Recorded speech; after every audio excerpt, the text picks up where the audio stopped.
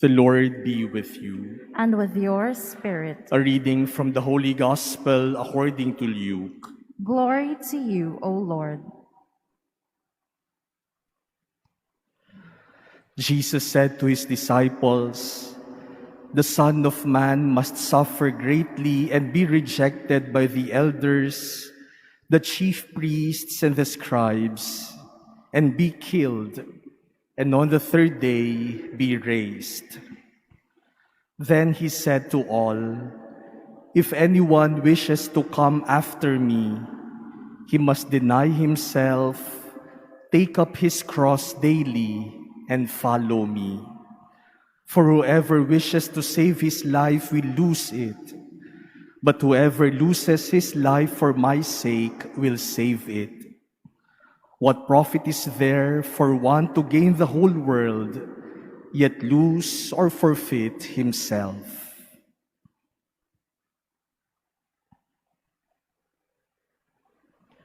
The Gospel of the Lord.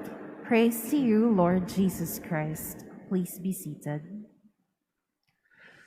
My dear brothers and sisters, freedom is an essential gift of God to human beings. God created each one of us free. And so important is freedom that even God Himself would not violate human freedom. God leaves us free, and He will never force Himself to any of us. Hindi ipinipilit ng Diyos ang Kanyang sarili sa atin dahil nilikha niya tayong malaya. We are free to choose Him or not. We are free to follow Him or not. We are free to love Him or not. But we must always remember that freedom entails responsibility, because each choice has its consequences, and we have to be responsible for the consequences of our choices. This is what we see in our readings today, the second day of Lent. In our first reading, Moses presents a choice to the Israelites. Are you for God or are you against God? And Moses says, if you are for God, then you are choosing blessing and life. Those are the consequences of choosing God. But if you are against God, then the consequences of your choice would be misery, curse, and death. This is also what Jesus tells the people in our gospel today. Jesus offers discipleship to the people. If anyone wishes to follow me, Jesus says, it is not a command. Jesus is not forcing anyone. Hindi sinasabi ni Jesus, o ikaw, sumunod ka sa akin. Ang sinasabi ni Jesus, kung gusto mong sumunod sa akin, may kalayaan pa din tayo. But Jesus says, if you will follow me, then you will have to deny yourself. You will have to carry your cross. That means losing your life. But if you choose to follow me and lose your life, then the consequence of that is saving your life. But if you refuse to follow me and you choose to preserve your life, then the consequence of that is losing your life.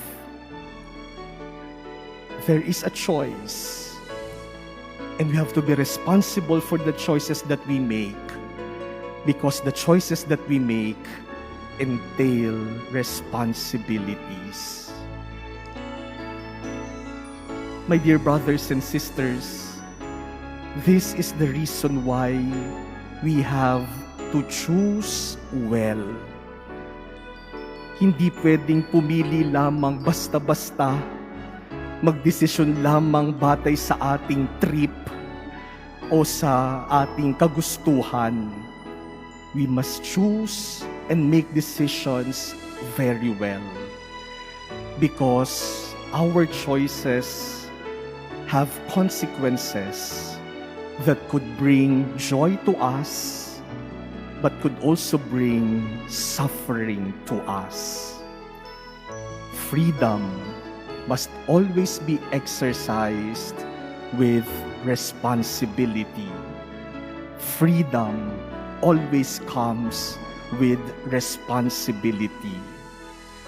And so, no one has the right to blame other people or God Himself for the bad consequences of the poor choices that we freely made.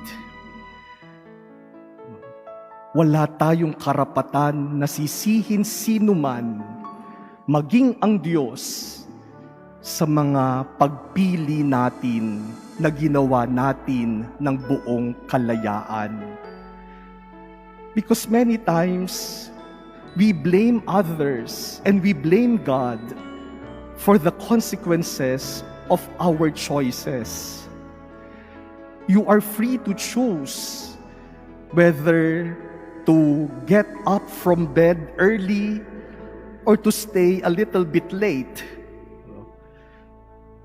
At sinabi natin, sige, konti pa, a few minutes of sleep pa.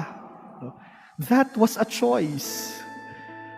And then when we are stuck in traffic, we blame the traffic light, we blame the other drivers, we blame the policeman, because we are stuck in traffic.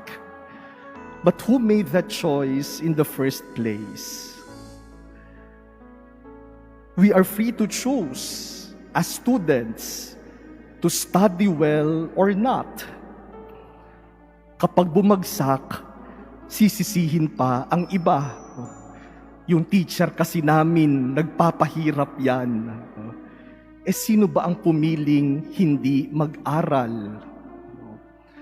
We are free to follow health protocols or not. And if we decide not to follow the health protocols and we get sick, we do not have anyone to blame.